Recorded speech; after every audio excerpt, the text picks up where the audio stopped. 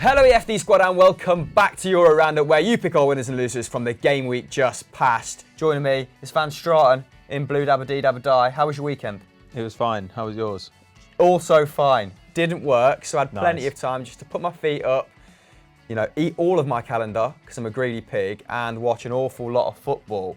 And on the continent, there were some absolute belters, weren't there? Particularly in Germany. That's where we're starting with a suggestion from Papindeed Top. Yeah, let's roll with that. I think it's Papa, I need something, some letters. Papa, I need Top. Okay, clarify your handle, please, in the comments. Send me a voice note on Twitter or Instagram. It's Bayern Munich. Why is that? Well, they've obviously been on a little losing streak recently, a little mini one. 2 games in a row they've lost, but they snapped that streak with a massive 6-1 victory over struggling Werder Bremen. They were actually 1-0 down early on. Milot Rashica put Bremen ahead, but 2 goals in the dying minutes of the first half from Coutinho and Lewandowski gave Hansi Flick's side the lead. Then Coutinho got his second just after the hour, and then a 15-minute blitz came from the Bavarians. After 72 minutes, Lewandowski got his second, Müller made it 5 moments later, and Coutinho rounded off his hat-trick on the 78th minute.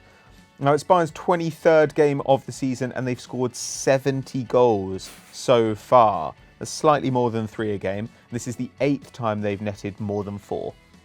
The 8th time. Blitzkrieg. Almost as good as Salzburg. But they did fail to keep a clean sheet once again. Not so much their fault this time as it has been in certain other matches. They've got just 4 in the Bundesliga this season. No team in the top 10 has conceded more than their 21 goals. We're not used to seeing that from Bayern. That's pretty outstanding. They have been unlucky in that regard somewhat, but what does it matter when you have their firepower up front? Philippe Coutinho in this game, absolutely unplayable. Teammates Alaba and Lewandowski after the game calling out the club publicly to sign him. That's always a good position to be in, isn't it? Of course, he is on loan at current from Barcelona on a 2-year deal. I don't know. Similar to James Rodriguez? But maybe? Okay, we'll have to do some more digging into the particulars. In this game, the 27-year-old scored a hat-trick, set up 2 more, as well as having 8 shots. That's like peak Cristiano Ronaldo numbers. 6 on target as well. So fairly decisive. A 91% pass accuracy, 2 dribbles and 4 key passes. A creative tour de force in this game. What was better, his little chip or his finesse goal? Let us know in the comments below. That brings Coutinho's season numbers even to 6 goals and 5 assists. He's the 2nd highest goal scorer and assist maker in the Bayern squad this campaign, following that very fruitful 90. Other standouts, of course, in this game include Lewandowski, which has just been a recurrent theme of this season. He's been unbelievably just consistent, hasn't he? He scored a brace to end a 2-game dry spell, and that took him to 30 goals in all competitions for this season. Even Thomas Müller getting on the score sheet. A little bit of an unconventional finish, but that is what he specialises in. He got a goal and an assist actually in a 20-minute salvo and is now on 10 assists for the season, already better than the last campaign and the 2nd most in the top 5 leagues after Luis Alberto's 11. KDB is also on 10. Next up for Bayern is a trip to Freiburg on Wednesday. I believe the team they leapfrogged into 5th with this result, but can they recover under Hansi Flick? Can they win the Bundesliga title, or will it be one of the teams we're about to talk about? Let us know in the comments below.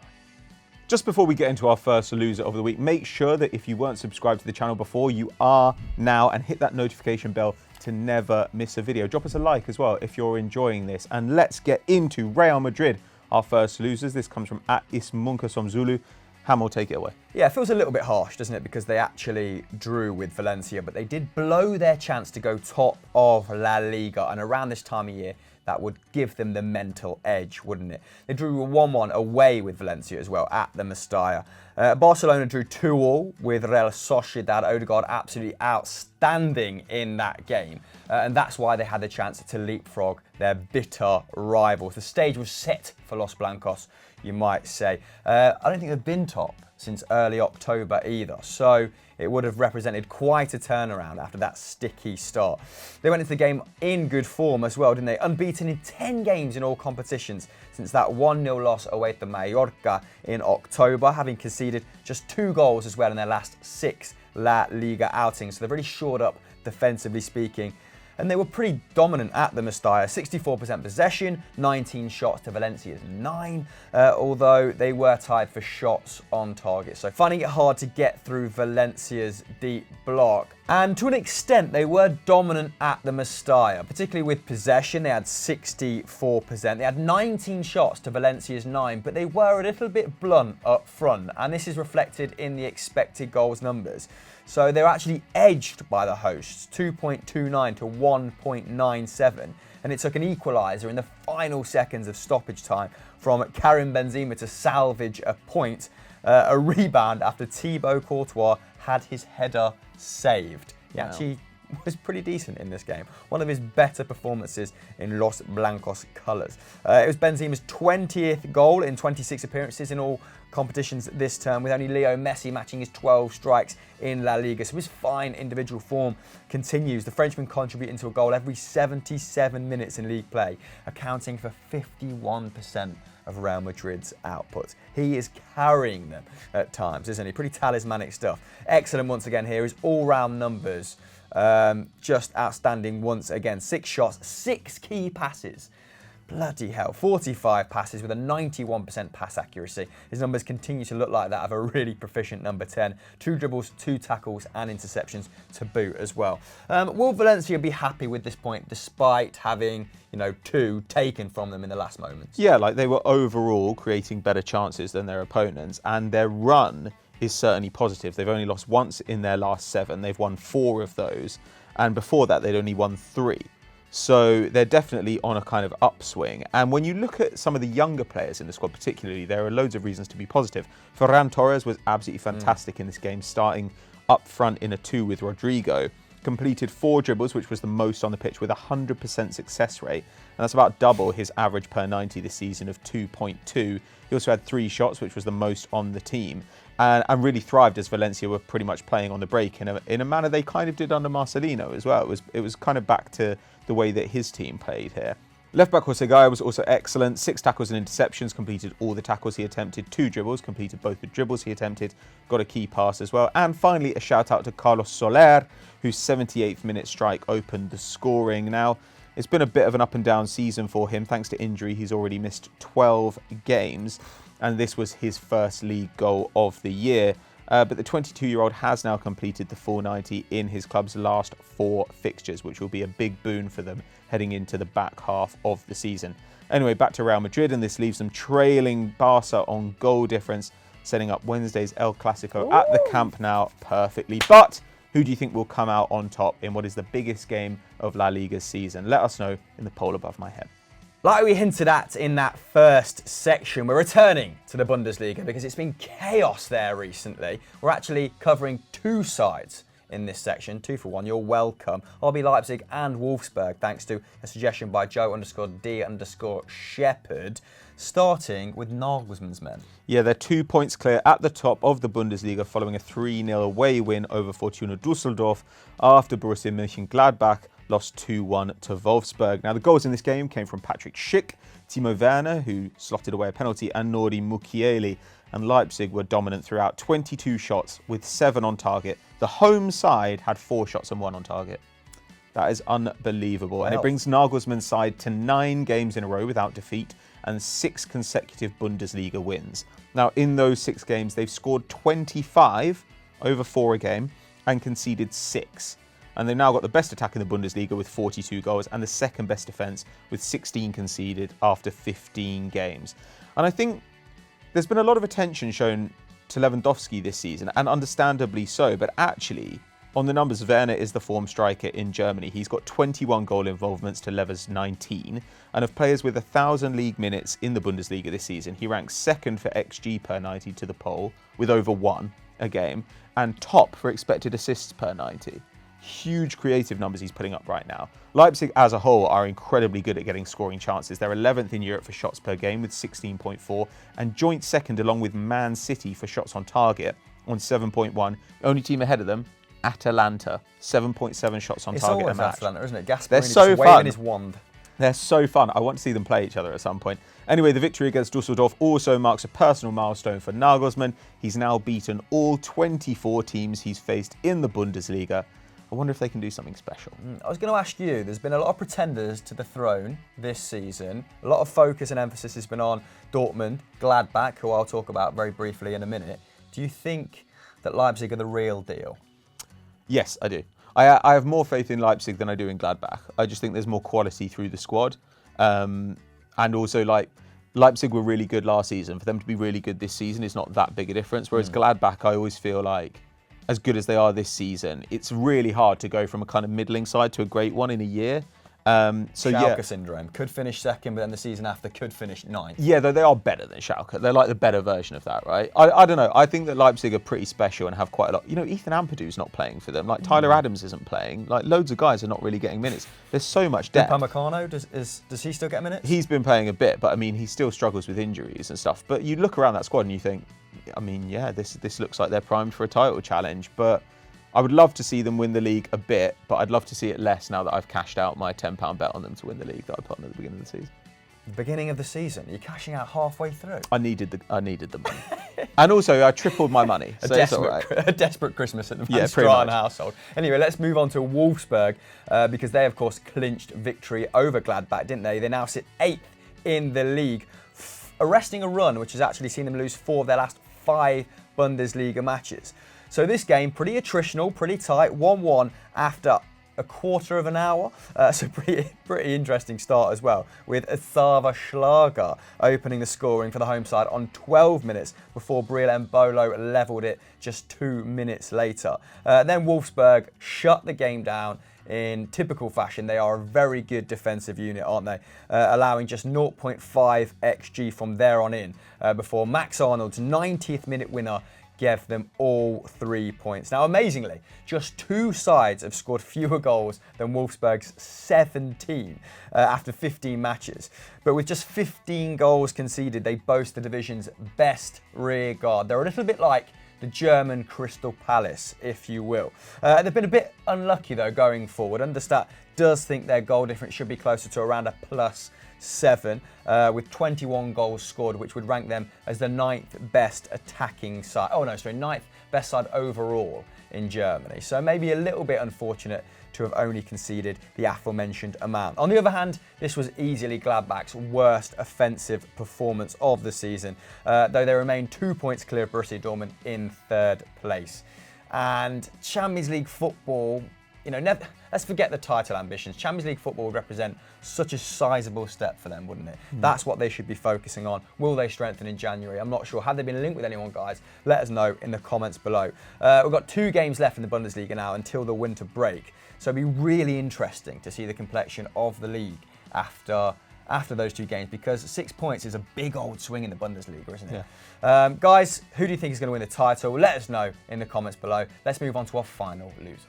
Our second and final losers of the week come from @Ari Luna 810, and it's Napoli in hilarious fashion. Yeah, this is absolutely woeful, isn't it? Gennaro Gattuso getting off to the worst possible start as Napoli manager, losing 2-1 at home to Parma thanks to a 93rd minute winner from Gervinho. And every time I watch Parma, which is only when they upset big sides, Gervinho is at the epicenter of it. He looks like he's having a renaissance. The Predator. Yeah, out in Italy. And more power to him. But the result also sees the visitors leapfrog Napoli into 7th place on 24 points. This is harrowing Is stuff. it the late 90s? Yeah, What's happening? If you're a Partner Pay fan. They've watched their club go winless in 8 consecutive Serie A games now. They've drawn 5 and lost 3 since beating Hellas Verona in mid-October. A run which also includes a home loss to Bologna. The loss also marked the first time they've failed to win in 4 consecutive home games in the league since 2010.